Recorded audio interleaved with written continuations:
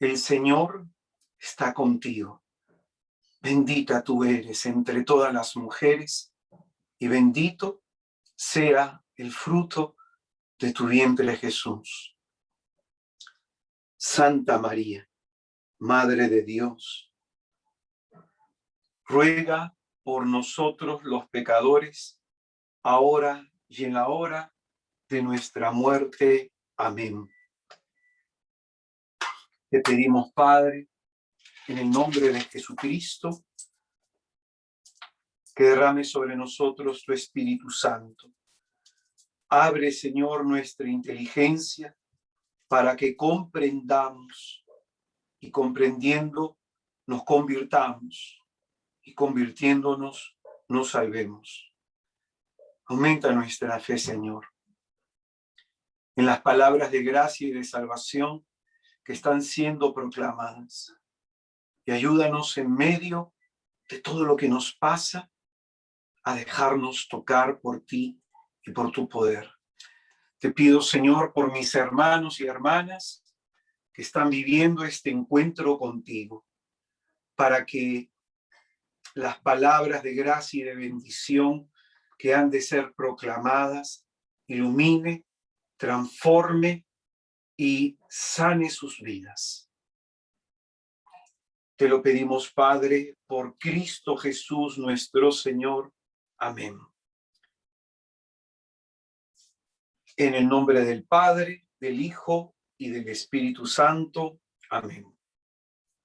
Vamos a buscar, por favor, el Evangelio según San Mateo, capítulo 7, versículo 21, para nuestra última reflexión.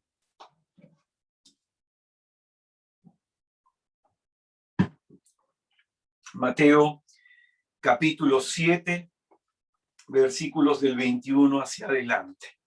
Nuestra última reflexión se llama 3 principios espirituales para ser restaurados. En la primera parte del retiro, que es lo que hemos estado viendo hasta el tema anterior, hemos estado de alguna manera planteando una problemática, la necesidad de creer en Dios, leer nuestra vida en contexto y en clave religiosa desde la fe, que estos fracasos, estas humillaciones, tienen un propósito: corregir el corazón del hombre, generar humildad. Esta humildad nos tiene que empujar, tiene que impulsarnos a la búsqueda de Dios con todo el corazón. Ahora vamos a hablar de estos principios espirituales que tienen el propósito de restaurar nuestra vida. Son 3 cosas que necesitamos para que nuestra vida sea transformada, sea restaurada por el poder de Dios. Y leemos Mateo, capítulo 7, versículos del 21 hacia adelante. Dice la Escritura: no todo el que me diga Señor, Señor, entrará en el reino de los cielos, sino el que haga la voluntad de mi Padre que está en los cielos.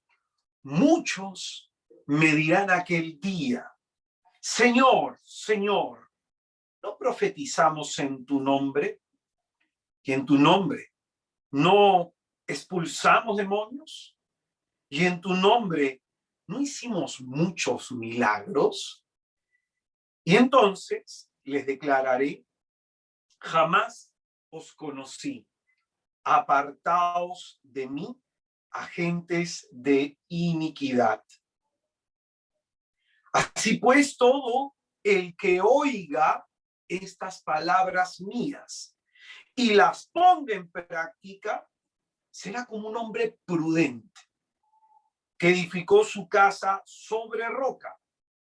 Cayó la lluvia, vinieron los torrentes, soplaron los vientos y embistieron contra aquella casa, pero ella no cayó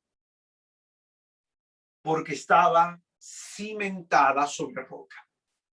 Y todo el que oiga estas palabras mías y no las ponga en práctica, será como el hombre insensato que edificó su casa sobre arena. Cayó la lluvia, vinieron los torrentes, soplaron los vientos, irrumpieron contra aquella casa y cayó, y fue grande su ruina. Es palabra del Señor. Gloria a ti, Señor Jesús. Santifica mis labios, mi Señor Jesucristo, y concédeme la gracia de poder predicar en tu santísimo nombre.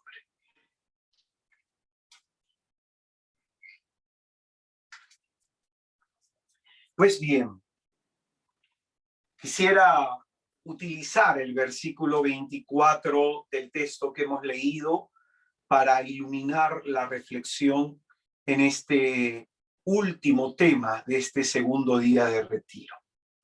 Dice la Escritura: todo el que oiga estas palabras mías y las ponga en práctica, será como el hombre prudente que edificó su casa sobre roca.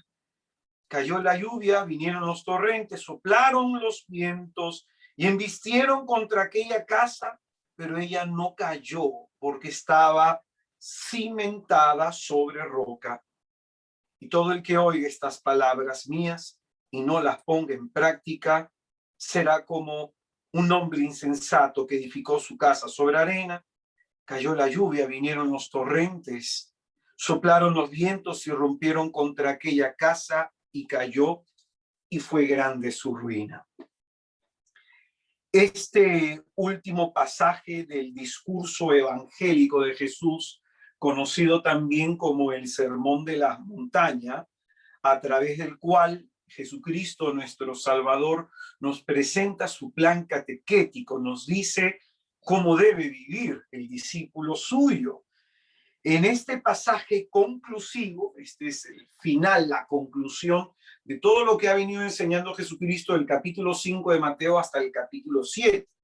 En este pasaje conclusivo, nuestro Señor nos enseña sobre la importancia de no conformarnos con solamente decirle Señor, Señor. Es más, en el Evangelio según San Lucas, en el capítulo 6, en el versículo 47, nuestro Señor Jesucristo dirá, todo, ¿por qué me llamáis? Dice Lucas 6:46, perdón, Lucas 6:46. ¿Por qué me llamáis Señor, Señor, y no hacéis lo que os digo? Entonces, aquí el Señor nos muestra que no se trata simplemente de decir con la boca que creemos en Él, sino que esto se tiene que ver, la fe que tenemos en Cristo, en la manera como estamos edificando nuestra vida, en la manera como estamos construyendo nuestra vida. Nos urge en ese sentido aprender a poner en práctica todo lo enseñado por Jesús. ¿Por qué me dicen Señor, Señor? Y no ponen en práctica lo que les digo. Es en ese poner en práctica la doctrina de Jesús que construimos nuestra vida. En el Salmo 127, en el versículo 1, dice que Él es el arquitecto, que nosotros somos los albañiles, y que en vano nos afanamos nosotros trabajando si es que el arquitecto no construye la casa. ¿Y qué significa? Que el Señor tiene un plan, tiene un diseño para nuestra vida, tiene un proyecto sobre nosotros, y ese proyecto se nos revela a través de las Escrituras, a través de sus enseñanzas, y es en la puesta de práctica de estas enseñanzas del Señor que nuestra vida se edifica sobre Él, que es la roca. Nos va a mostrar este texto que hay dos tipos de cristianos: los cristianos prudentes y los cristianos necios, o los cristianos insensatos.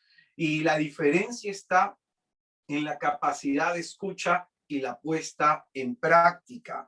Por eso, como va a decir el libro de Proverbios, capítulo 24, en el versículo 3, con sabiduría se construye la casa. Nuestra vida es esa casa que construimos, esa casa que a veces se puede venir abajo por las calamidades y las tempestades de la vida. Esa casa que se puede permanecer firme porque ha sido bien edificada en la doctrina de nuestro Señor Jesucristo. En mi vida espiritual he aprendido mucho de esto. He aprendido, lo primero que te enseñé, sobre la fe. He aprendido sobre el tema de la humildad cuando Dios te humilla y te corrige. He aprendido sobre el tema de buscar a Dios con sincero corazón.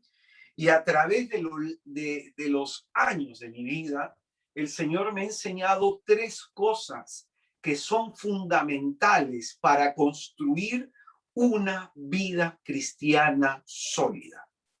Tres cosas que son fundamentales, repito, para construir una vida cristiana sólida. Hay tres principios espirituales que nos son necesarios en nuestra vida, a través de los cuales Jesús nos irá restaurando.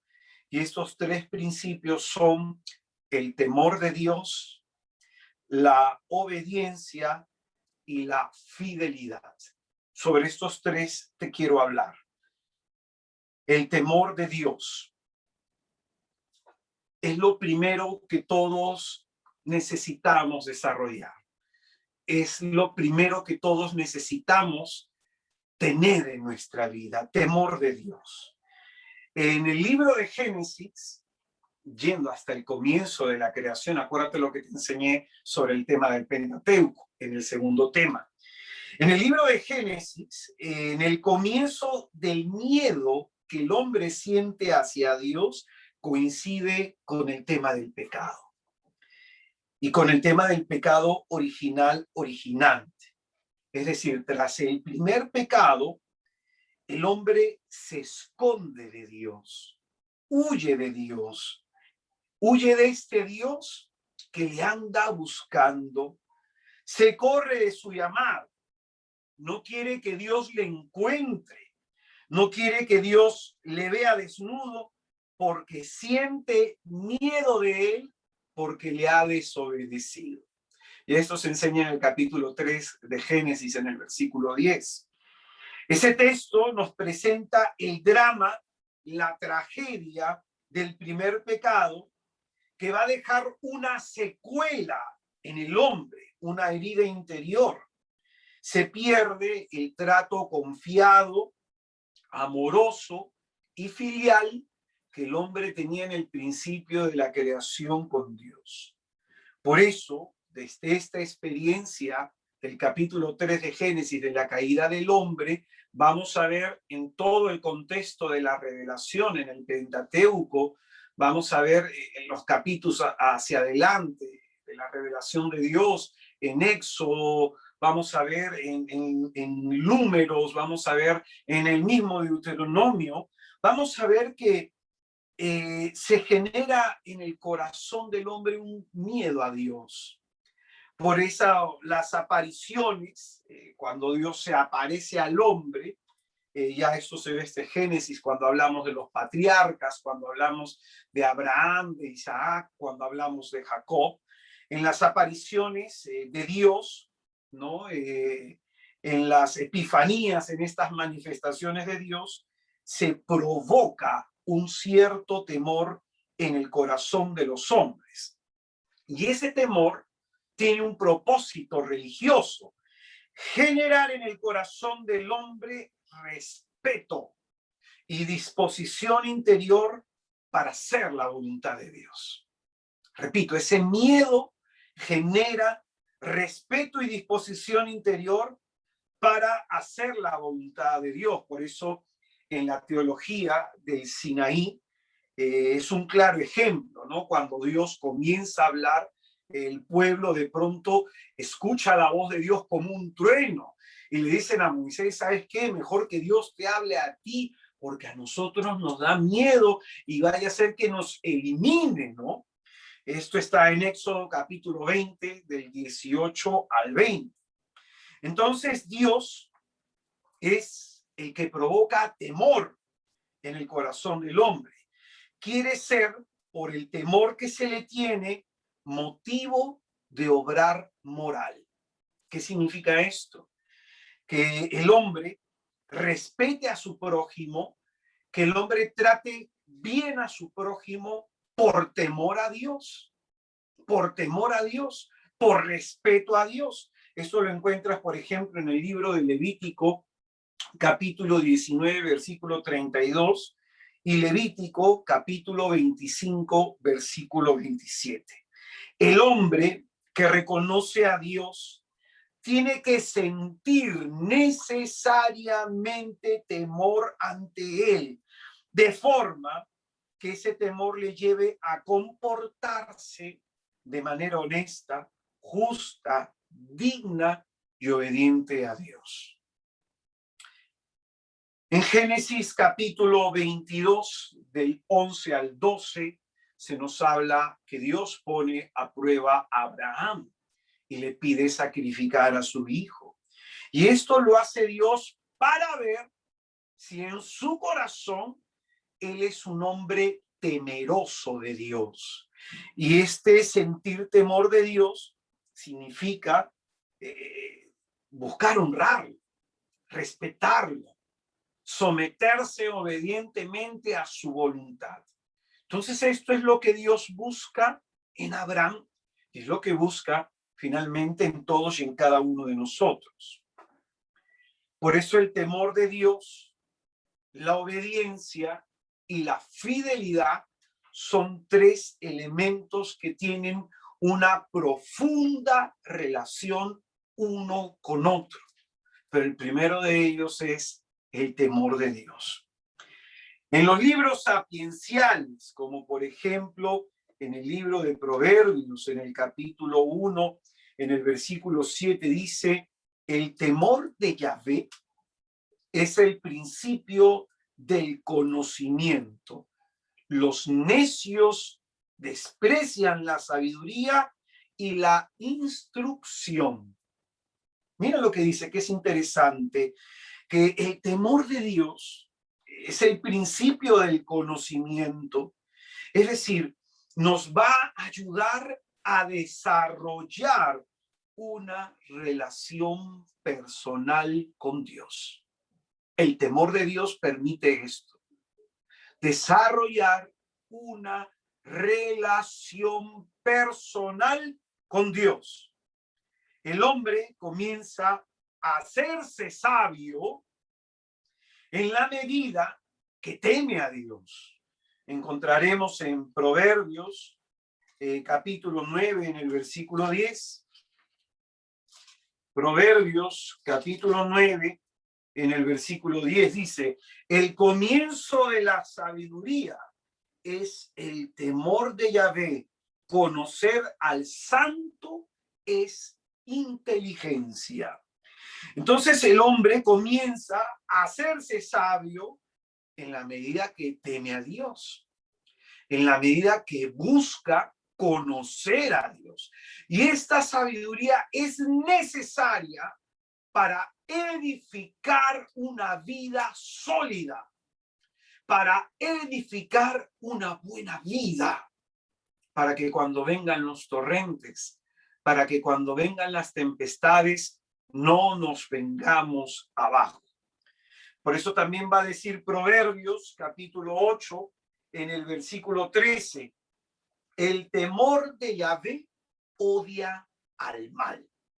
Entonces la persona temerosa de Dios no solamente quiere relacionarse con Dios, la persona temerosa de Dios no solamente crece en sabiduría, en conocimiento de las cosas, de la ciencia de Dios, sino que la persona temerosa de Dios se aparta del mal, rechaza el pecado, aborrece el pecado. En Proverbios capítulo 8, capítulo 10, en el versículo 27 dice que la persona temerosa de Dios finalmente pues va a alargar su vida. Proverbios 10, 27, el temor de Yahvé alarga la vida, los años del malvado se acortan. ¿Y qué significa esto, alargar la vida? Que el temor de Dios nos enseña a conducir nuestros pasos. El temor de Dios nos enseña a vivir bien, a vivir con sabiduría. Entonces, de esto habla Jesucristo, nuestro Señor, en el Evangelio de Mateo, en el capítulo 10, en el versículo 27. Evangelio según San Mateo, capítulo 10, versículo 27. Dice el Señor lo siguiente: lo que yo os digo en la oscuridad, decidlo vosotros a la luz, y lo que oís al oído, proclamadlo desde los terrados. Escucha bien esto: y no temáis a los que matan el cuerpo, pero no pueden matar el alma.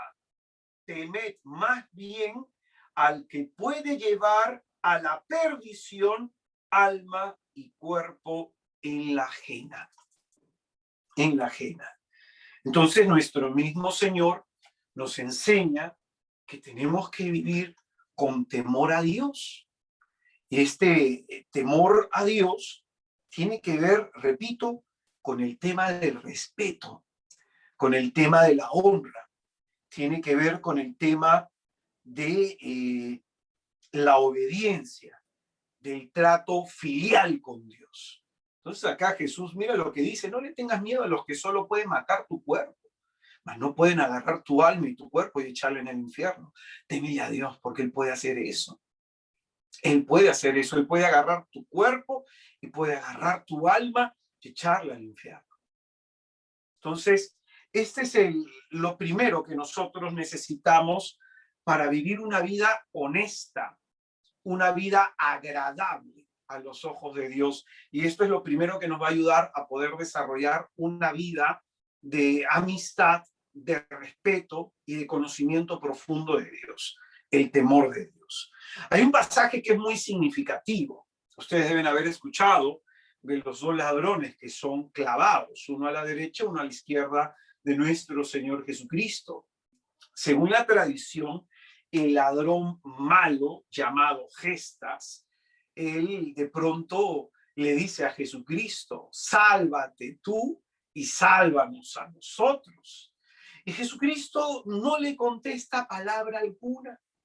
Y esto es muy interesante, porque a veces Dios no nos responde, porque a veces Dios no nos contesta, porque a veces Dios, ante nuestra petición, no recibimos contestación alguna. Este hombre está pidiéndole a Jesús salvación, pero no de buena forma. Su compañero, según la tradición llamado Dimas, mirando la actitud de Gestas y mirando a Jesucristo, le va a sacar en cara lo siguiente, ¿no? ¿Acaso tú no temes a Dios? Mira lo que le dice. ¿Acaso tú no temes a Dios? Lucas en ese pasaje nos va a mostrar que la actitud de Gestas era un insulto para Jesús. ¿Y esto qué nos muestra? Que a veces nosotros nos podemos dirigir a Dios irreverentemente, que a veces podemos dirigirnos a Dios sin respetar su gloria y su honra, que a veces podemos exigirle a Dios y nos sentimos en el derecho de pedirle que haga algo por nosotros sin considerar quién es Él, nuestro Salvador. Y a veces nuestras actitudes se terminan volviendo como un insulto ante Jesús. ¿Y por qué la actitud de Gestas es ofensiva para Jesús? Primero hemos señalado que no tiene temor de Dios. Su mismo compañero se lo dice: ¿acaso tú no tienes temor de Dios? ¿Y en dónde está la falta de temor de Dios? Que Gestas nunca se puso a pensar yo estoy en esta cruz por mis delitos, porque he faltado a la ley de Dios y he faltado a la ley civil, y por eso estoy recibiendo el pago a mis errores, a mis pecados, el pago justo por mis delitos. Ahí no está, ahí es donde falta el temor de Dios. En que a veces nosotros nos creemos que le podemos reclamar a Dios todo, nos creemos que podemos al Señor acercarnos con una manera irreverente, decirle, arréglame la vida, cuando la vida la tenemos tan destrozada y arruinada por las malas decisiones que hemos tomado. Hace unos días hablaba con una persona que me daba pena, ¿no? Una persona que estaba supuestamente a punto de casarse, estaba noviando, y la persona pues le terminó sacando la vuelta, ¿no? Ella se descubrió esta infidelidad y se amargó con Dios, se molestó con Dios, y de pronto yo le decía, ¿y Dios en qué tiene la culpa? Tú elegiste esa persona. Esta persona de pronto es una persona divorciada, vuelta a casar, que tiene la vida, no está su vida ordenada, no tiene pretensiones de ordenar su vida. Muchas personas te han dicho y Dios te ha hablado a través de varias personas y te decían, no te metas con un hombre así, un hombre que tenía un hijo por aquí, tenía otro hijo por allá, y siempre con las dos mujeres que tiene le iba mal, unas relaciones bastante tóxicas, y todo el mundo le advirtió, pero esta persona no quiso. ¿Y qué muestra esto? De que a veces nos metemos en problemas porque nos da la gana. No consultamos a Dios, no somos temerosos de Dios, no meditamos si la decisión que vamos a tomar le va a dar gloria o no. Y andamos con prisas y con impaciencias en la vida y queremos que todo se nos solucione ya. Entonces hacemos algo y le decimos a Dios, bendice lo que estoy haciendo. Entonces esa es la actitud irreverente que a veces tenemos. Por eso se nos muestra en este pasaje que muchos estamos en la cruz clavados, no porque somos inocentes como Jesús. Hay mucha gente que se victimiza.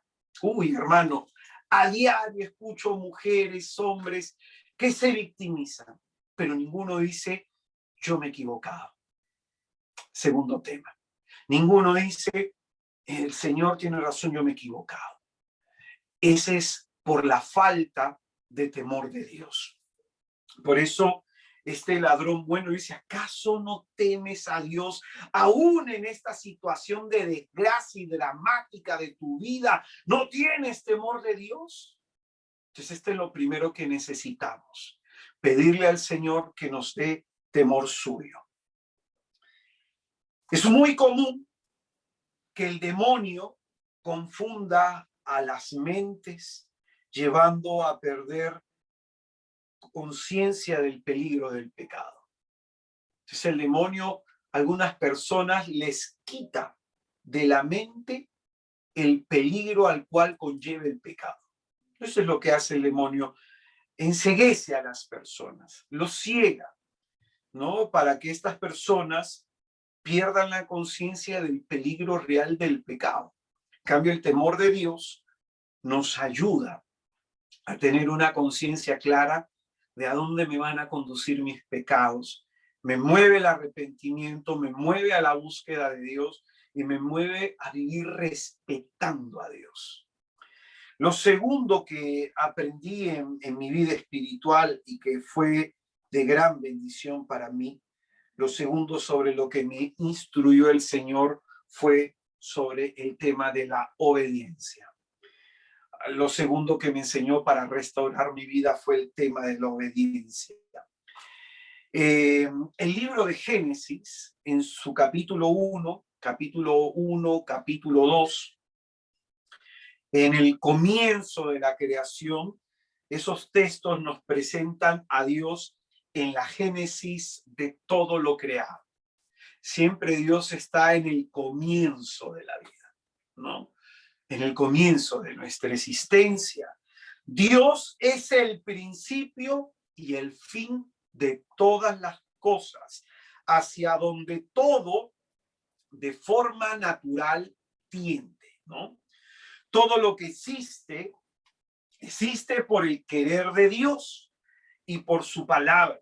Por eso encontraremos en el libro de Génesis que Dios dijo y las cosas se hicieron.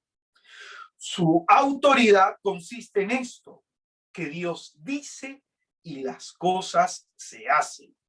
Tenemos nosotros, como enseñábamos el día de ayer, aquel pasaje de Mateo 8, versículo del 8 al 10, en donde el centurión romano decía, yo digo un siervo ven y el siervo viene, yo digo a un siervo anda y el siervo va, hace esto y lo hace, ¿no? Entonces ahí se nos muestra la autoridad, la autoridad. Entonces, en donde hay obediencia es porque alguien se está sometiendo a la autoridad de alguien mayor. Y se nos muestra que este es el principio a través del cual Jesucristo realiza los milagros. Es decir, al muerto de 4 días le dice sal fuera y por su palabra el muerto sale. Ahí está la autoridad, el poder de Jesús sobre la muerte, ¿no? Es Dios quien por su palabra le da el ser, le da la vida, le da la existencia a todas las cosas que existen, incluso a nosotros. Y es por eso que la creación le está totalmente sometida y le obedece porque reconoce toda la creación que Dios es su amo, que Dios es su dueño, que Dios es su Señor. Cuando Jesús calma la tempestad, los apóstoles quedan anonadados y dicen, ¿quién es este? Que hasta el viento y el mar le obedecen. Le obedecen. Entonces, en el versículo 1 del capítulo 1 de Génesis, en donde comienza la creación de la nada y en el principio se nos habla que el cosmos era un caos y estaba envuelto en total oscuridad.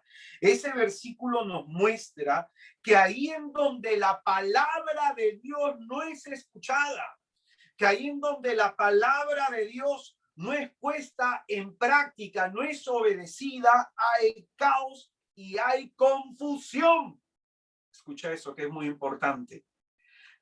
Ahí en donde la criatura no se alinea a la palabra de su creador, ahí en esa vida va a haber desorden, ahí en esa vida va a haber infecundidad, ahí en esa vida va a haber ausencia de vida divina.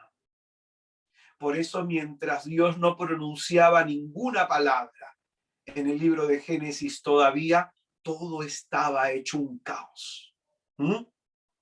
Solo cuando la palabra del Creador es escuchada, el caos y el desorden, la confusión y las tinieblas se disipan.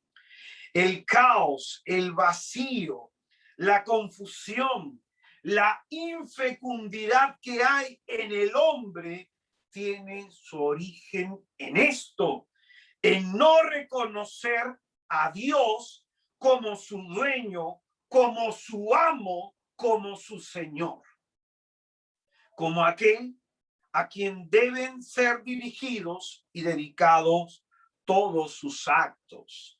A mí me parece impresionante que en verdad el analizarlo lleva a una reflexión profunda. ¿Por qué la vida de alguien está hecha un caos? ¿Por qué la vida de alguien puede estar desordenada en una o en otra área? Porque en esa área en donde hay desorden, en donde no hay caos, esa área no está sometida a Dios, no está sometida al Señor y a su palabra. Entonces es muy importante, mira tu vida. A lo mejor tú puedes tener ordenada tu vida con tu esposo, pero ¿cómo están tus hijos? A lo mejor puedes tener ordenada tu vida familiar, pero ¿cómo está la economía? A lo mejor puedes tener ordenada la vida familiar, la vida económica, pero ¿cómo está tu salud? Entonces, ¿qué significa? Que ahí en donde hay caos en alguna área de tu vida o en toda tu vida, significa que tú no estás escuchando. aquel que es tu dueño, aquel que es tu amo, aquel que es tu Señor. Y ese caos y ese desorden que hay en tu vida está obedeciendo a esta falta de escucha. Amén. Entonces, el no reconocer a Dios como nuestro dueño, nuestro amo y nuestro Señor, el no reconocer que a Él le tenemos que dirigir nuestros actos, dedicar nuestros actos, el tema del temor de Dios, esto va a generar que haya desorden y caos en nuestra vida. Hermano, ¿cómo crees que era la vida de un alcohólico y fármaco dependiente después que Jesucristo lo curó? ¿Cómo crees que era mi vida? ¿Tú crees que mi vida estaba ordenada? ¿Tú crees que mis pasos ya estaban dirigidos hacia el cielo?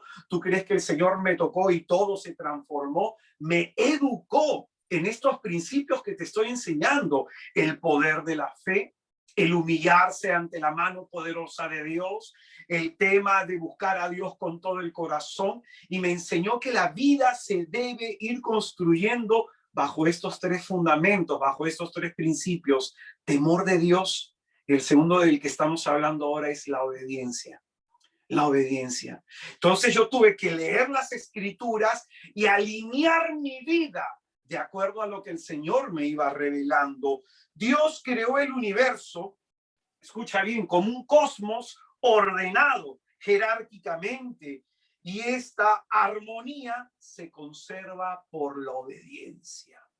La armonía del cosmos se conserva por la obediencia. Por eso, cuando no hay armonía en la vida de alguien, cuando alguien se desborda emocionalmente, cuando alguien vive con inquietud, es porque esa persona no está reconociendo a Dios, repito, como su dueño, como su amo, como su Señor, a quien le debe consagrar sus actos. Entonces, yo quisiera que escuches esto: si al día le continúa la noche, es porque obedece a Dios. Si el manzano no da peras, es porque obedece a Dios. Si el tiempo transcurre y no se detiene, es porque obedece a Dios. Esa es la armonía que hay en el cosmos. Y esta armonía es porque el cosmos, la naturaleza, todo lo creado reconoce a Dios como su dueño, como su amo, como su Señor. La creación cumple humildemente la misión que Dios le ha dado en el universo. El día no puede ser noche. El árbol de manzanos no puede ser de peras. El tiempo tiene que transcurrir, porque eso es lo propio del tiempo. Entonces, las criaturas revelan una cierta tendencia natural a obedecer. Las criaturas revelan una cierta tendencia que está en su naturaleza a obedecer. En ello se ve la inteligencia de Dios conduciéndolo todo. La inteligencia de Dios conduciéndolo todo, porque toda la creación está sometida a la autoridad del Creador. Nos va a decir en Primera de Corintios capítulo 15, en el versículo 28, que el Padre le ha sometido todo al Hijo, para que el Hijo, una vez que todo le quede sometido, se lo entregue al Padre. Se lo entregue al Padre. Y escúchame bien, aquella persona que no tenga toda su vida y todas las áreas de su vida sometidas a Jesucristo, va a tener una vida sin armonía, en desorden y en caos. Ahora, esta es la obediencia de las criaturas no libres. ¿Qué pasa de nosotros? Los que hemos sido creados con libre albedrío, tenemos un problema terrible. Dios dice: yo he puesto delante de ti la vida y la muerte, la bendición y la maldición. Tú eliges. Tú eliges cómo vivir. Tú eliges si querés esto o no. Tú eliges si lo pones en práctica o no. Y a mí lo que me llama mucho la atención sobre el poder y la autoridad de Jesús es que el Señor le dice a la enfermedad, por ejemplo, al ciego, que vea, y la ceguera se va. La enfermedad se va. La enfermedad se somete al poder de Jesús. El Señor le dice al muerto: resucita. Y el muerto resucita. Poder de la autoridad de Jesús. El Señor le dice al demonio, vete. Y el demonio se tiene que ir. Pero Jesucristo nos da su palabra y nosotros no nos sometemos. Entonces, mira, se le somete la enfermedad, se le somete hasta los demonios, pero tú y yo, como tenemos libertad, probablemente no nos sometemos. Recurrimos al Señor solo cuando la vida está arruinada y solo para pedirle algo de interés personal. Entonces, el reconocimiento de la autoridad de Jesús es importante. Esto es lo que el Señor me enseñó. Ser una persona no solamente temerosa de Dios, sino ser una persona obediente. Una persona que cumpla lo que Él dice, que ejecute lo que Él mande, que someta mi voluntad a la suya. Obedecer tiene una raíz griega y latina que está en relación con oír. Entonces, obedecer está en relación con oír. Obedecer significa prestar atención a lo oído, a la manifestación de la voluntad del otro, someterse a la autoridad del otro, dar respuesta y cumplir lo que el otro me pide. Eso es obedecer. Obedecer tiene que ver con oír y hacer. Habla, Señor, que tu siervo te escucha, dijo el profeta. Entonces, el obedecer tiene que ver con esto, con oír. Por eso encontramos en Génesis capítulo 3, en el versículo 10, en la caída de Adán, en la caída de Eva, en que se nos muestra ahí que Adán escuchó la voz de Dios. Adán escuchó la voz de Dios que le dijo, no comas de este fruto, y sin embargo, habiendo escuchado la voz de Dios, él escuchó la voz de su esposa y no hizo caso a lo que Dios le dijo, sino a lo que le dijo su mujer. Y fue como si Dios no le hubiera hablado, fue como si él no hubiera escuchado a Dios. Por eso yo a la gente le digo, ¿para qué quieres escuchar a Dios? ¿Te vas a someter a su voluntad? Pregúntate esto. Porque Dios no te va a decir lo que tú quieras oír, te va a decir lo que necesitas escuchar. El primer pecado, entonces, es el pecado de la desobediencia. El primer pecado es el pecado de la desobediencia y trajo maldición para toda la creación. Yo te cuento mi vida, sobre todo esta área de mi vida. Ya te he contado mis temas psicológicos, emocionales, los problemas que tuve. Yo vengo de una familia en donde mi abuelo era santero en Cuba. Entonces hay una puerta espiritual abierta a nivel familiar. Desgraciadamente yo tuve un tío que se suicidó a los 22 años, que fue más o menos a la edad donde yo intenté mi segundo intento de suicidio. Normalmente cuando hay estas puertas de brujería, de magia, de hechicería, de ocultismo abiertas, entran en ese árbol genealógico un montón de demonios. Entran a esa familia un montón de demonios, es la puerta del ocultismo. Entonces, mi madre, por ejemplo, a veces veía muertos, a veces veía sombras, a veces veía ánimas que estaban por ahí. Y esta experiencia la teníamos toda en nuestra casa. Muchas veces en la sala de nuestra casa escuchábamos, en la cocina escuchábamos que se movían objetos, y así hemos vivido por años en mi hogar, hemos vivido por años así en mi familia.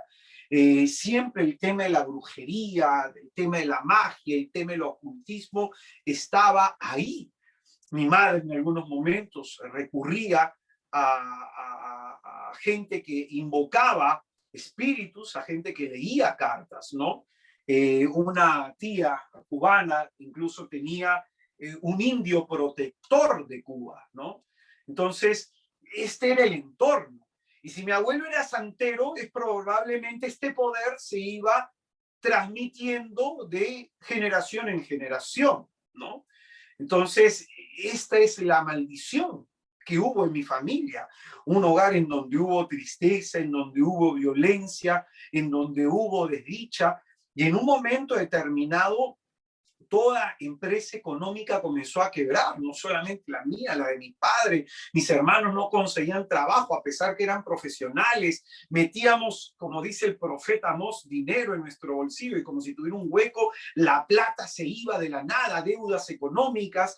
Es más, cuando mi padre se va de la casa, en el colchón donde estaba mi papá habían gusanos una vez que lo botamos. A veces aparecían cosas de magia negra en la parte trasera del jardín de mi casa.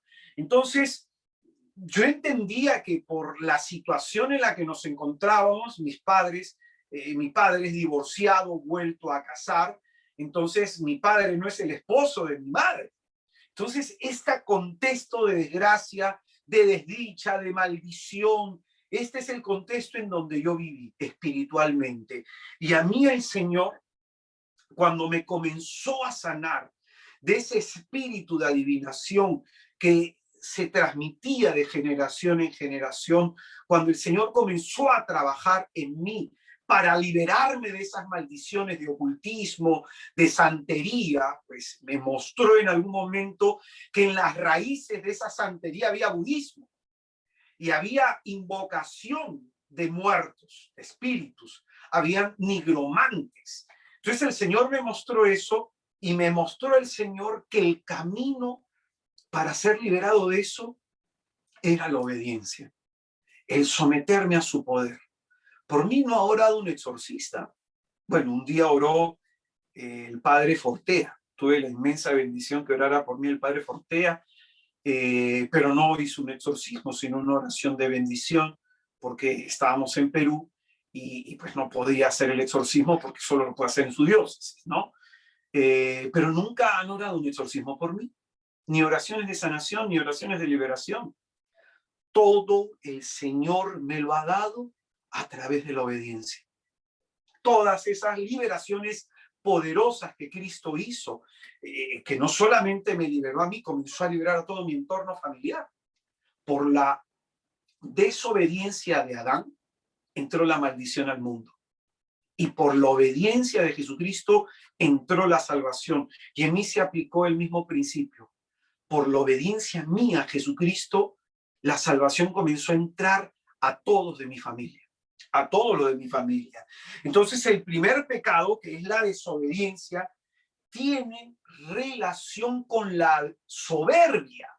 Por eso la necesidad del temor de Dios. Y por eso la necesidad de ser humillados, ¿no? La desobediencia, ahí en donde hay una persona desobediente, hay una persona soberbia. Por eso es que Satanás le va a decir al hombre y a la mujer, serán como dioses, serán como dioses. Va a decir el profeta Baruch, capítulo 1, versículo 17 y 18. Hemos pecado contra el Señor, le hemos desobedecido, no hemos escuchado la voz del Señor nuestro Dios, ni hemos cumplido los mandamientos que el Señor nos había dado. Fíjate tú, en este contexto introductorio, el profeta Baruch, discípulo de Jeremías, está haciendo una oración con los desterrados de Israel y está haciendo algo que se llama confesión pública. Está confesando sus pecados y la raíz de todos sus males, confiesa el profeta, es que no han obedecido a Dios, lo han desobedecido no cumpliendo sus mandamientos. Bendito sea el nombre de Jesús. Donde no hay humildad, no habrá nunca obediencia. Por eso el Señor tiene que herir el corazón del hombre orgulloso. El fruto de la soberbia es la desobediencia, así como el fruto de la humildad es la obediencia. En Efesios capítulo 2, en el versículo 2, El apóstol San Pablo nos dice que hay un espíritu que mueve al hombre a ser rebelde, a no hacer caso a Dios. Este es el espíritu que obra en los rebeldes. Entonces Satanás ejerce un influjo en los hombres para que como Adán sean arrastrados a la desobediencia a Dios. Por eso Adán muestra por contraste lo que debe ser la obediencia y lo que Dios espera de nosotros, sumisión a su voluntad. Si Dios dice algo en su palabra, no se discute lo que Dios dice, sino se ejecuta lo que Dios dice. En el Antiguo Testamento habitualmente se describe la obediencia a Dios como el oír. El que oye, no el que vive para oír, el que vive para escuchar, el que presta atención. Yo, hermano, con todo mi corazón ruego a Jesucristo que lo que te puede estar diciendo en verdad te ayude en tu vida. Ese es el propósito.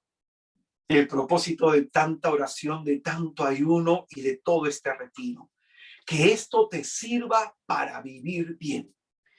La desobediencia entonces se describe como un no oír a Dios, como un no querer escuchar a Dios. Entonces el culto a Dios, lo que agrada a Dios, por ejemplo, no es tanto que vayas a misa, y perdóname, quizás alguno malinterprete lo que estoy señalando, porque lo digo en este sentido, hay gente que va todos los días a misa y se siente bien por eso, pero de pronto en su casa no cumple ningún mandamiento. Le dice a su hijo idiota, imbécil, o a su marido o a su mujer, y luego en su mente anda criticando, juzgando, evaluando a los demás. ¿De qué te sirve tu misa? No te sirve de nada. No te sirve de nada. Por eso el culto que busca a Dios es esencialmente un culto en obediencia. Es decir, si yo voy a misa, yo tengo que salir de la iglesia consciente de que tengo que vivir para agradar a Dios.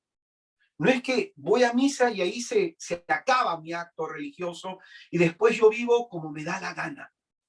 Un día el Espíritu trae un testimonio a mi mente. Una persona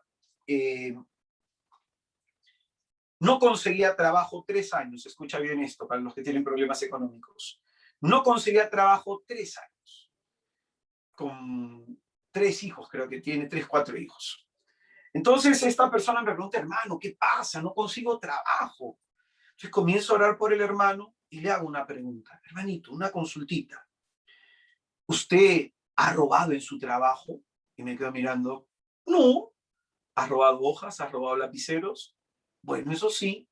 ¿En algún momento has pedido dinero de más? Bueno, a veces para los pasajes. Entonces estás robando, pues. ¿Eres buen trabajador? No tanto. Pues bien, ¿has renegado de tu jefe? ¿Has maldecido a tu jefe? Es que, hermano, tú no lo conoces. Dime, ¿sí o no? Sí. Entonces, fíjate, tú has renegado del trabajo que Dios te ha dado para bendecirte a ti, a tu mujer y a tus hijos. ¿Qué es lo que tienes que hacer? Pedirle perdón a Dios. Confesarte por haber renegado, haber maldecido de tu jefe, haber renegado de tu trabajo hasta del sueldo que te pagaban. Porque has sido mal agradecido. Y te hablo de alguien que va a misa todos los días, ¿eh? Pero veía normal estos hechos. Por eso a veces somos religiosos en la iglesia, cumplidores en los temas litúrgicos. Estamos pensando en si debo ir a misa, si debo ir a mi grupo, si debo hacer tal cosa, pero no estamos pensando en convertirnos en el corazón. Entonces, el culto a Dios consiste esencialmente en ser obediente, en ser obediente. En Primera de Samuel, capítulo 15, en el versículo 22. Primera de Samuel, capítulo 15, en el versículo 22. Ahí se nos cuenta un episodio bastante dramático. ¿Por qué Dios rechaza al rey Saúl, a un ungido suyo? Y va a decir la escritura lo siguiente.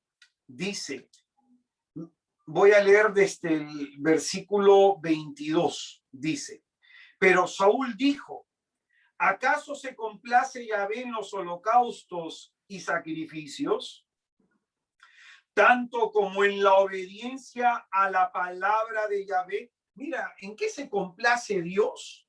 Dios se complace, dice, en los sacrificios, en los holocaustos, o Dios se complace en la obediencia a su palabra. ¿En dónde crees que Dios se complace? Nos dice la Escritura.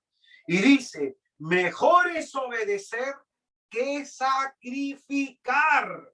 Mejor es obedecer que sacrificar. Mejor la docilidad que la grasa de los carneros. Como pecado de hechicería es la rebeldía para el Señor. Por haber rechazado la palabra de Yahvé, Él te rechaza a ti.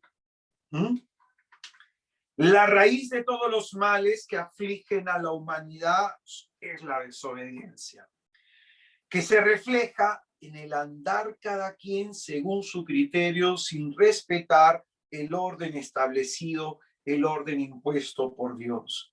Donde no hay obediencia, siempre va a haber caos. Por eso el drama de la desobediencia empieza desde Génesis capítulo 3 hacia adelante. Cuando toda la creación y todo obedece a Dios, capítulo 1 y capítulo 2 de Génesis, todo está en armonía. Solo cuando el hombre desobediente, se vuelve desobediente, aparece todo lo malo. La desobediencia en el pensamiento judío es el problema de todos los males. La explicación hebrea del mal se basa fundamentalmente en que el hombre rechaza lo que Dios le propone. En el Antiguo Testamento nos narra no solamente la historia del pueblo hebreo, no solamente se nos narra la historia de un pueblo, se nos narra la historia de la desobediencia de la humanidad que Cristo vino a deshacer volviéndose obediente hasta la muerte en cruz. Por eso, el que tiene un designio, Dios tiene un designio para realizar en nosotros. Por eso es que Dios nos exige obediencia.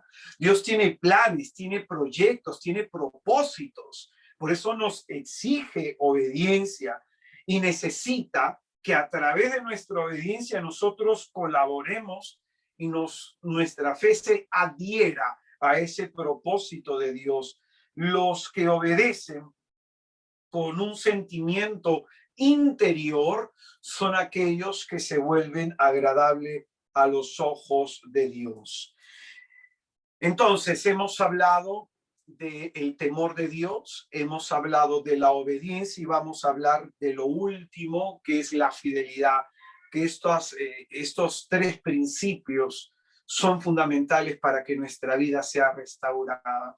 Tenemos que procurar crecer en el temor de Dios, tenemos que procurar crecer en la obediencia y tenemos que procurar crecer en fidelidad. La palabra fe y la palabra fidelidad, aunque en las lenguas occidentales, en nuestras lenguas, en las lenguas modernas, estos dos conceptos han tomado caminos divergentes y se expresan con diferentes palabras en la lengua bíblica, en el hebreo bíblico y en el griego del Nuevo Testamento. Tanto fe como fidelidad son difíciles de distinguir. ¿Y esto qué significa? Tiene fe, por definición, quien es fiel. Y es fiel, por definición, quien tiene fe. Entonces, en la mentalidad de las Sagradas Escrituras, ambas cosas, tanto fe como fidelidad, son lo mismo.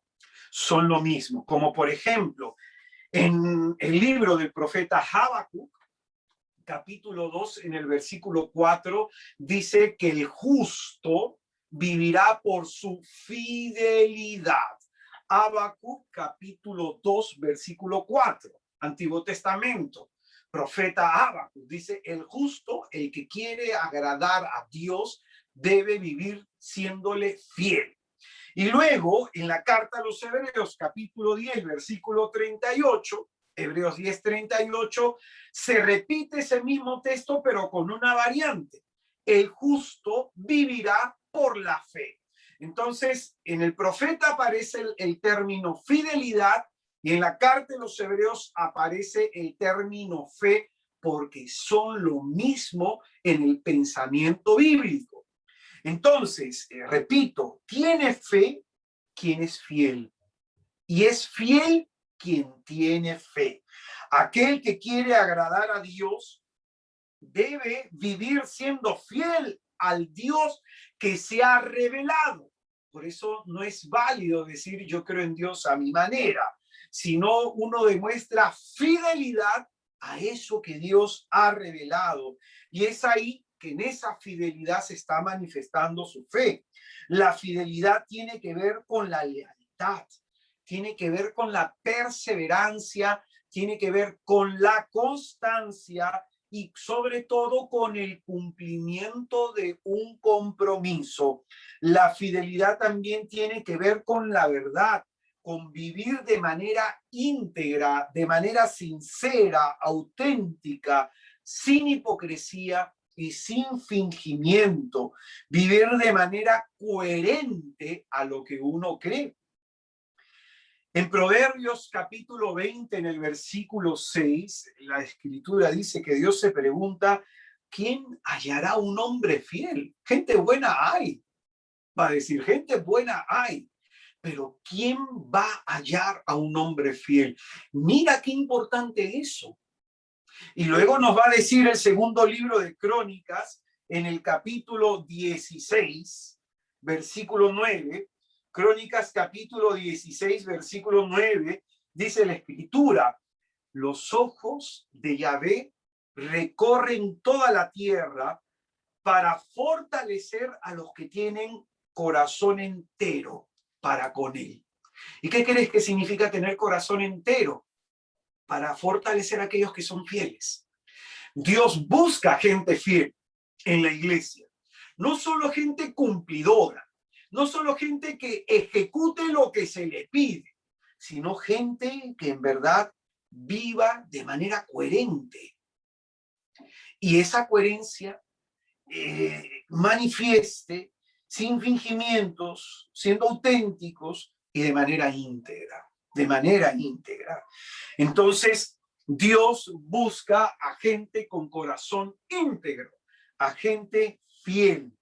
Dios exige a su pueblo la fidelidad a la alianza que la renueva constantemente, ¿no? Por eso esto se nos va a decir en el libro de Josué capítulo 24, en el versículo 19, el libro de Josué capítulo 24, en el versículo 14, perdón, Josué 24, 14 dice, ahora pues, temed a Yahvé, como te decía, el temor de Dios, la obediencia y la fidelidad, siendo tres cosas distintas, se complementan una con la otra y la una lleva al crecimiento de la otra. Ahora pues, temed a Yahvé y servirle perfectamente con fidelidad, apartado de los dioses a los que sirven vuestros padres más allá del río y Egipto, y servid a Yahvé. Dios exige la fidelidad. Y dos modelos en el Antiguo Testamento de personas fieles es Abraham y es Moisés. Israel en su conjunto, todo el pueblo de Israel, es el mal ejemplo. El mal ejemplo. Israel es el pueblo infiel, pues. Es el pueblo infiel, ¿no? El pueblo que repite el mismo fracaso del desierto, ¿no? Esto se nos va a hablar, por ejemplo, en el Salmo 78, versículo 8 hacia adelante. Se nos va a hablar también en el Salmo 106, versículo 6 hacia adelante. Y en donde no se es fiel a Dios, desaparece la protección de Dios para con el hombre. Desaparece la protección de Dios para con el hombre. Israel, escogido por Dios, debe ser testigo fiel de la alianza. Sin embargo, se ha endurecido su corazón, se han cerrado sus ojos y han dejado de oír a Dios. Luego se nos va a mostrar que Jesucristo, nuestro Señor, es este modelo de fidelidad. Es el modelo idóneo de fidelidad. ¿Quieres ser fiel a Dios? Imita a Jesús. ¿Quieres saber cómo imitar a Jesús? Tienes que conocer los evangelios. Entonces, si tú quieres vida espiritual, sin oración, sin lectura de las escrituras, no la vas a tener. Debemos imitar la fidelidad de Cristo, manteniéndonos firmes hasta el final. Es fácil, le decía una persona, caer en el pecado. La fidelidad no tiene que ver con esto, con no caer. Es fácil caer en el pecado, pero la fidelidad de lo que nos habla es seguir perseverando aunque las cosas se pongan difíciles. La fidelidad tiene que ver con esto, perseverar, mantenerme en el Señor aunque las cosas sean difíciles. Por eso es que las Escrituras nos va a hablar de los fieles cristianos, ¿no? El título de fieles se le va a dar a los discípulos de Cristo, como por ejemplo en Hechos de los Apóstoles, capítulo 10, versículo 45, en Segunda de Corintios, capítulo 6, versículo 15, en Efesios, capítulo 1, versículo 1. Este título de fieles que se le da a los cristianos incluye las virtudes naturales, como la lealtad, como la buena fe, que debemos tener los cristianos, pero la fidelidad es una fidelidad religiosa, es una fidelidad que tiene que ver con la observancia de una vida que sea agradable a los ojos de Dios. Por eso el Señor a los fariseos en Mateo 23, 23, Él les va a reclamar esto, ¿no? Ellos purifican el exterior, ellos se preocupan por lo externo, se preocupan de pagar el diezmo del anís, del mento, se preocupan de todos los gestos externos, pero menos de ser fiel a Dios en su corazón, en su corazón. Por eso la fidelidad es un fruto del Espíritu Santo, de la presencia del Espíritu Santo en una persona. Esto se nos va a decir en Gálatas capítulo 5, en el versículo 22. Gálatas capítulo 5, versículo 22. Y se nos va a decir en Lucas capítulo 16, en el versículo 10, Lucas capítulo 16, en el versículo 10 dice la Escritura lo siguiente: el que es fiel en lo insignificante, lo es también en lo importante.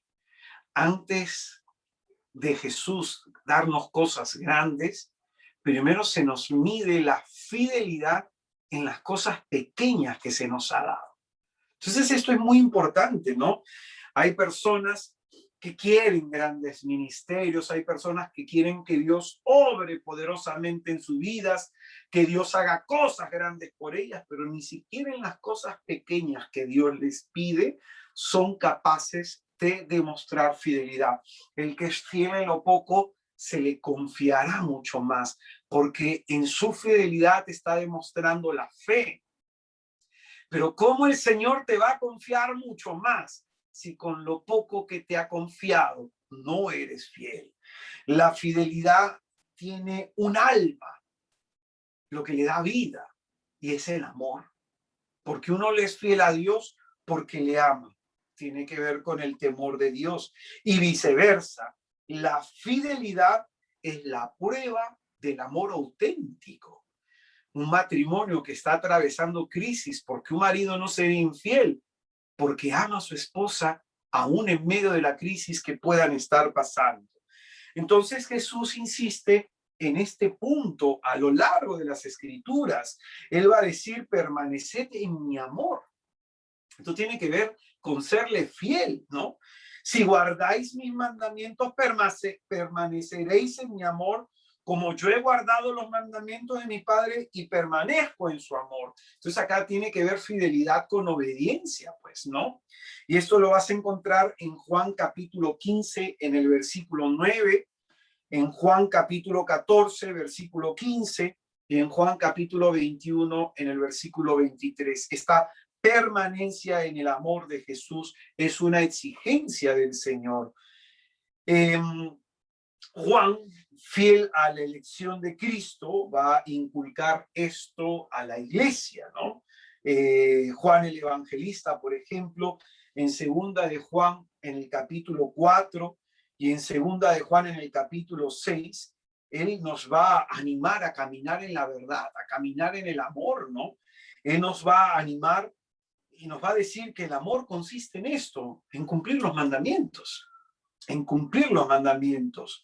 A esta fidelidad es la que a las personas que son fieles es a las que se les va a reservar la corona de la vida, la recompensa del gozo del Señor. Acordémonos en Mateo 25, en el versículo 21, Mateo 25, en el versículo 21, cuando el Señor da los talentos, se acerca el que tenía 2 y los multiplicó, el que tenía 10 y los multiplicó, y el Señor que le dice, bien siervo fiel, has hecho bien, siervo fiel. Entonces, al final de nuestros días vamos a ser evaluados qué tan fieles fuimos con aquello que Dios nos encargó. Pero esta fidelidad va a ser probada, va a haber una lucha. El diablo va a trabajar para que nosotros no seamos fieles. El tentador quiere que el hombre no le sea fiel a Dios. Por eso en los últimos tiempos, tremenda será la prueba de la fidelidad. Los santos tendrán que ejercer esta constancia con firmeza y con fuerza. Va a decir el libro de Apocalipsis en el capítulo 13, en el versículo 10. Dice, aquí se requiere la paciencia y la fe o la fidelidad de los santos. Lo mismo va a decir en Apocalipsis 14, 12, ¿no? Va a decir lo mismo. Aquí se requiere la paciencia de los santos, de los que guardan los mandamientos de Dios y de la fe en Jesús. Entonces, hermanos, para finalizar esta reflexión, 3 cosas necesitamos, en las que necesitamos crecer, y yo te invitaría que a partir de lo que pobremente te he enseñado, a lo mejor en tu casa tú averigües sobre lo que es el temor de Dios, lo estudies, averigües sobre lo que es la obediencia y lo estudies, y averigües sobre lo que es la fidelidad y lo estudies. Estos son elementos vitales para que tu vida espiritual esté bien cimentada en Cristo. Yo sobre todo he sido probado en el tema de la fidelidad, no solamente en mi fidelidad, en mi amor a Jesús, sino en la fidelidad de lo que Él me ha encargado, ser misionero, ser predicador. Cuánto quisiera en el Señor, con sinceridad, que las palabras que te puede estar comunicando calen a tu corazón y que el día de mañana el propósito que hay adentro de ti es desarrollar el temor de Dios, crecer en obediencia y en fidelidad a Cristo. Ahí en donde te encuentras, ahí en donde estás, vamos a hacer oración. Vamos a pedirle a este Señor Dios nuestro que transforme nuestra vida. Vamos a pedirle a este Señor bendito que nos dé la gracia de poder tener estos 3 elementos, de poder ser personas temerosas, obedientes y fieles a Él. Ahí en donde te encuentras, vamos a invocar a la Santísima Trinidad sobre nosotros, en el nombre del Padre, y del Hijo, y del Espíritu Santo. Amén. Yo voy a hacer una oración y te voy a pedir a ti que con tus ojos cerrados, con todo el deseo de tu corazón, pídele al Señor querer aquello que voy a rezar en este momento. Más que repetir algo tú en tu interior, di en tu interior, Señor, yo deseo, yo lo deseo. Hashine Marana Hasuyarai. Y le decimos a Jesús, transforma mi vida, Jesús. Transforma mi vida. Haz de mí una nueva criatura. Transforma mi vida, Jesús. Transfórmala. Haz que sea agradable a tus ojos. Transforma mi vida, Jesús. Haz que quiera, Señor, solamente agradarte a ti. Transforma mi vida, Jesús. Quiero obedecerte, Señor. Transforma mi vida, Jesús. Quiero serte fiel. Transforma mi vida, Jesús. Que cada uno de mis días sean para darte gloria, honra y honor por siempre.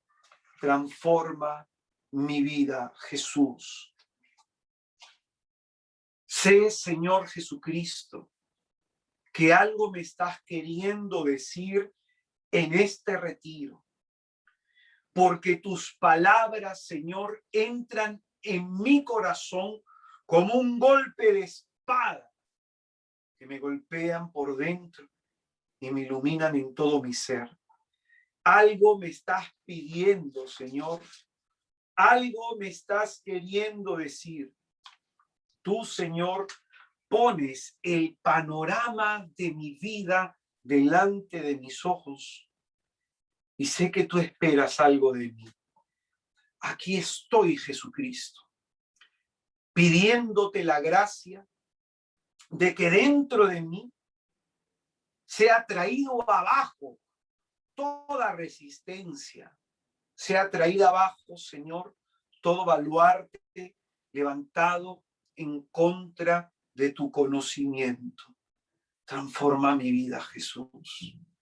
Tú que estás golpeando y golpeando a la puerta de mi corazón, te abro las puertas de mi vida, Jesús, porque entiendo que solamente dejándote entrar a ti y solamente dejándote a ti cambiarme toda la vida, yo podré ser feliz y vivir una vida plena.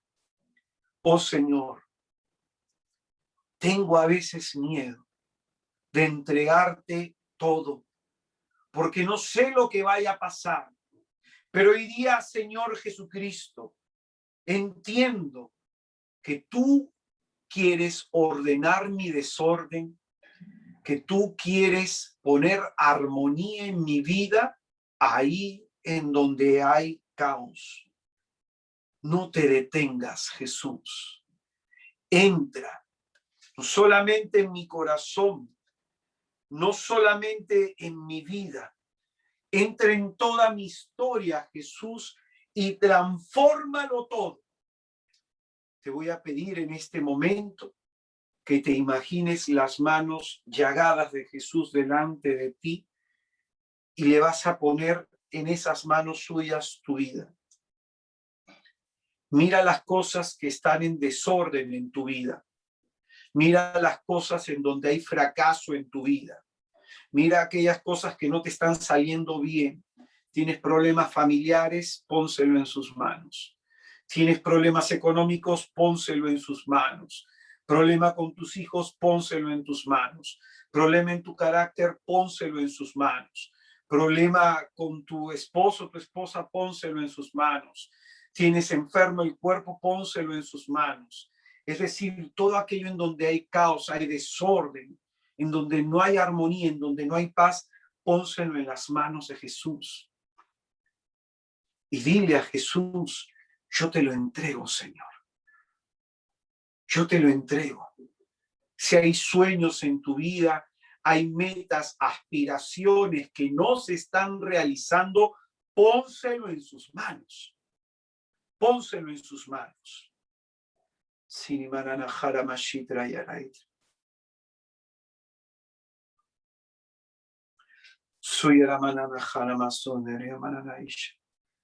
Pon en las manos de Jesús aquellos proyectos de tu vida que no se están realizando. y sométeselos a su voluntad.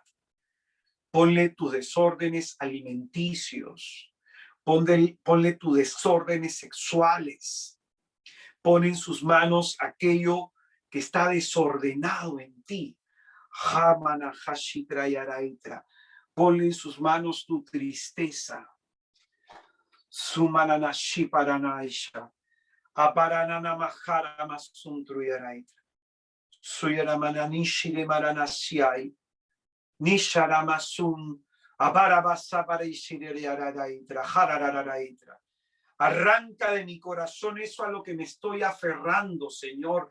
Hay personas que se están aferrando a ideales. Hay personas que se están aferrando a algo, a sueños, a proyectos personales. Arráncalo de tu corazón. Tú que le estás pidiendo, marido, al Señor, pónselo en sus manos. Tú que le estás pidiendo que haga algo en tu matrimonio, pónselo en tus manos. Ponle en sus manos aquel proyecto personal que tienes, por el cual le has pedido o hasta has tenido miedo de pedirle. Pero aquello que tú quisieras que pase y que tienes miedo que no suceda, pónselo en sus manos. Porque solamente cuando todo esté sometido a Cristo, solamente ahí Él puede reinar, gobernar con poder. Nishirimasuntu shirariaraitra. Nishirimasuntu yaraitra. Nisabarabasuntu yaraitra. Suyarabasuntu yaraitra. Shitra yaraitra. Ponle en sus manos tus miedos. Miedo al divorcio. Miedo a la quiebra. Miedo a que algo le pase a tus hijos. Miedo a no tener para sacar adelante a tu familia. Miedo a algún tipo de pérdida. Hamarana hashitra yaraitra. Sayaramanene shitra yaraitra. Suyaramasuntra yaraitra. Nisharamasuntra. Y ahí en donde te encuentras, dile a Jesús, de preferencia de rodillas. Dile a Jesús, de preferencia de rodillas, dile, me rindo ante ti, Señor.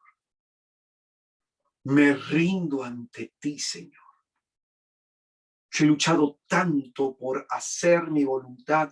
He luchado tanto para que las cosas se hagan como yo quiero.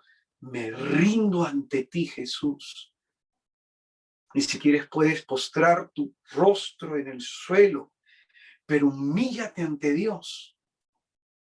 Y que la postura de tu cuerpo sea la postura y la disposición de tu corazón. Porque lo que hagas con tu cuerpo tendrá repercusión en tu alma. Humíllate ante Él, dice, para que Él te levante. Jesús quiere levantar a muchas personas. Están viviendo este retiro. Pero humíllate ante Él, hermano. Humíllate ante Él. Ni mananajara shirara masuda shia. Ariara mananajara masuntu shitra yaraita. Suyara masuntru yaraita.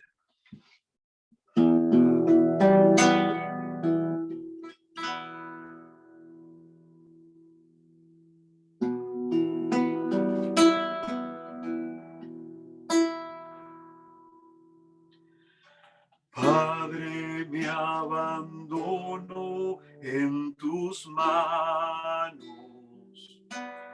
Haz de mí todo lo que tú quieras.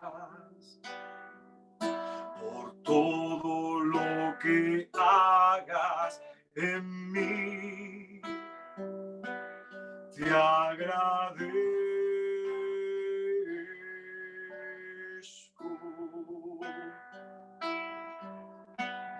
Padre, me abandono en tus manos. Haz de mí todo lo que tú quieras.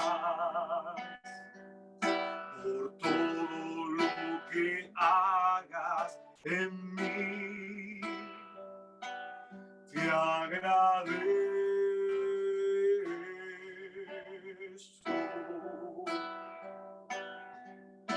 Estoy dispuesto a todo, todo lo acepto.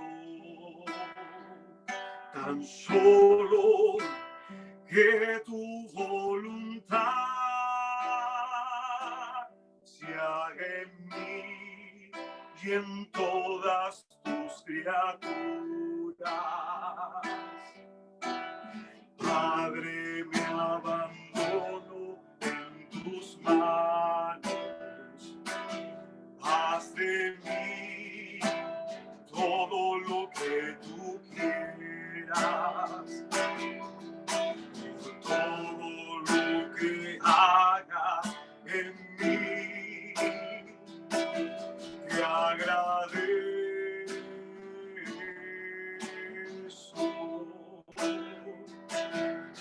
Estoy dispuesto a todo, todo lo acepto. Tan solo que tu voluntad se haga en mí y en todas tus criaturas. No deseo nada más, Dios mío. Pongo hoy mi alma en tus manos. Te la doy con todo el ardor de mi corazón.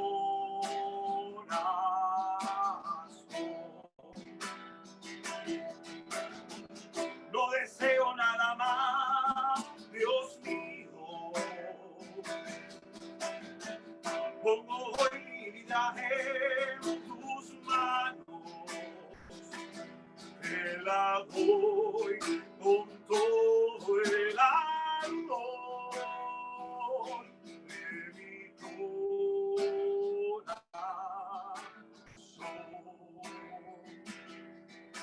Estoy dispuesto a todo, todo lo acepto.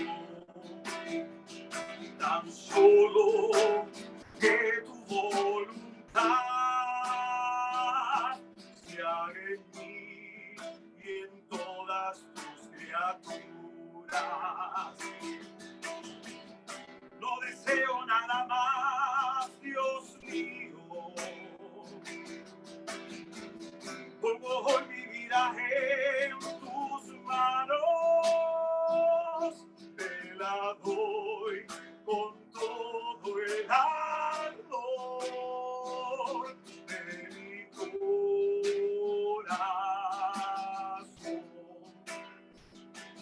Te la doy con todo el ardor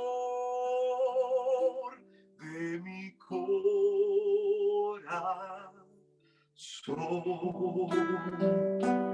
Te la doy con todo el ardor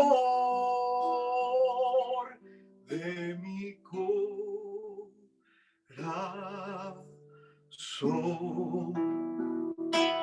De mi corazón.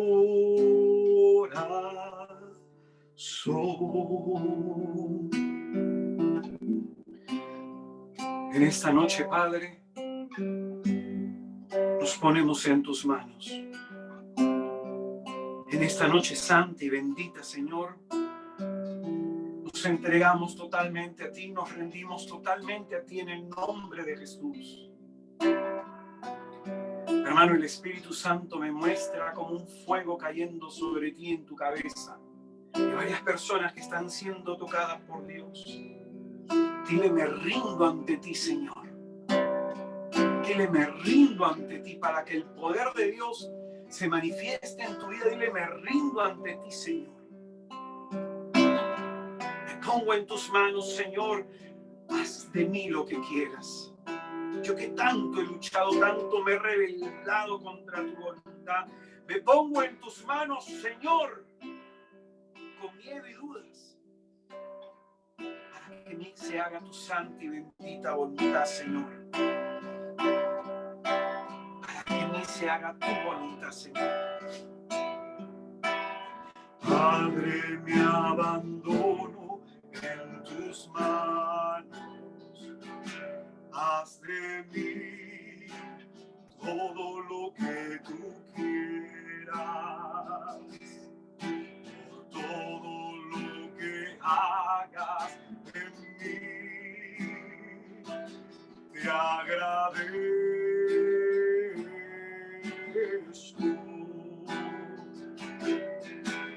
Padre, me abandono en tus manos. Haz de mí todo lo que tú quieras. Todo lo que hagas en mí, te agradezco.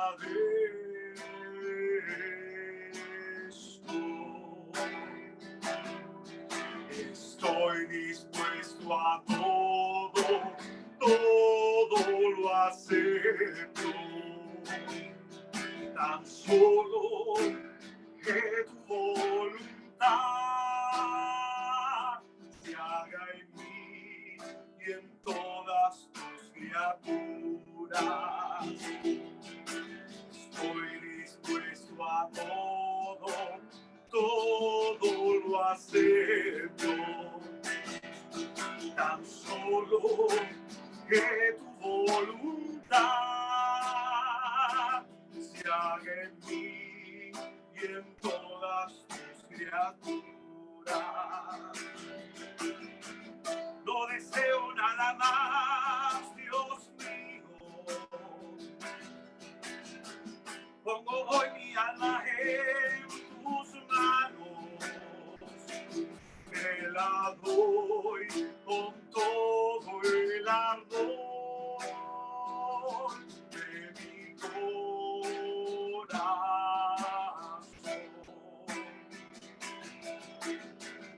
No deseo nada más, Dios mío. Pongo hoy mi alma en tus manos. Te la doy con todo el ardor de mi corazón.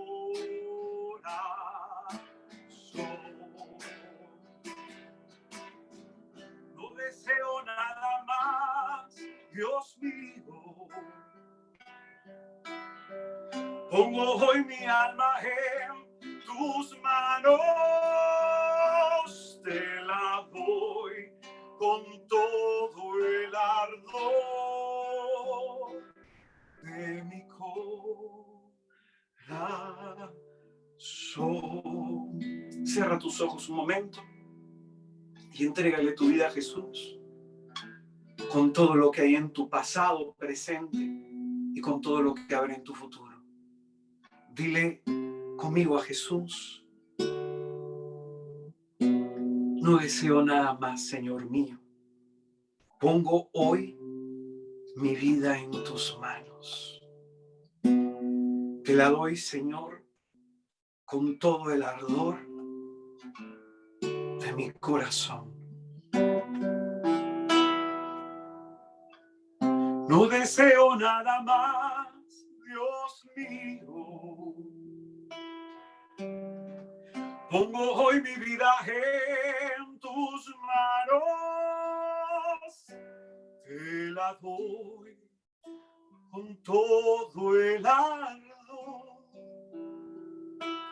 de mi corazón,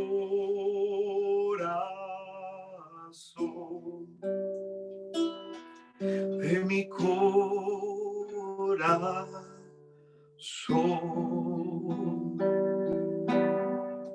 Haz en mí tu voluntad, Señor. Haz en mí tu voluntad. Hermano, el Espíritu Santo me muestra que hay gente que le está costando entregar algo que es muy personal. Renunciar probablemente a sueños personales. Entrégaselo a Jesús. Eso que tanto le pides, entrégaselo a Jesús.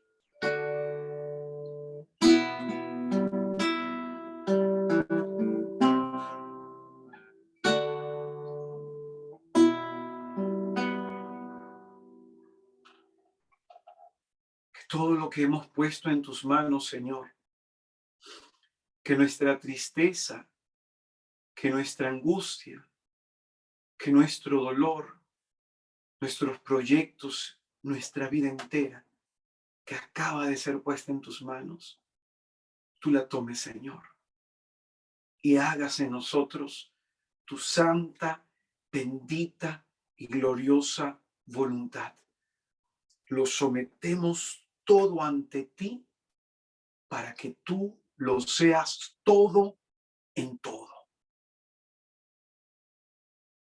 Shirimasu Shiribariararait.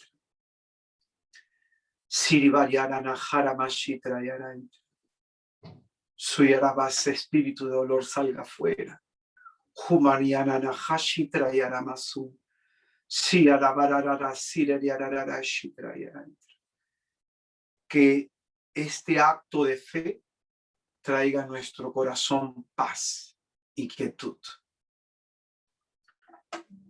Dios te salve María, llena eres de gracia, el Señor está contigo. Bendita eres entre las mujeres y bendito el fruto de tu vientre, Jesús.